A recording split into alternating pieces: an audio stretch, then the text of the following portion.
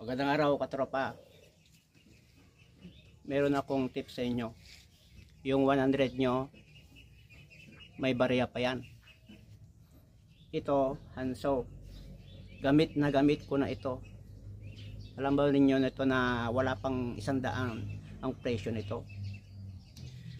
Hindi siya sa kalakihan, hindi siya sa kaliitan. Sakto lang. Ginagamit ko ito sa paggawa ng forma, pagputol ng kahoy, pag ginagawa ko pang gatong.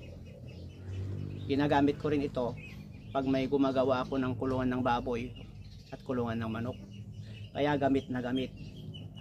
Wala pa ngayong 100 piso to. Sulit na sulit. Matagal mong gamitin.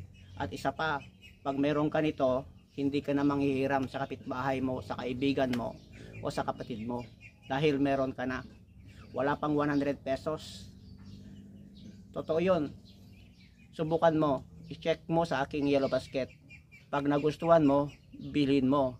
Hindi sayang ang pera mo. Sulit na sulit, pang matagalan, gamit na gamit. Hindi ka lugi dito.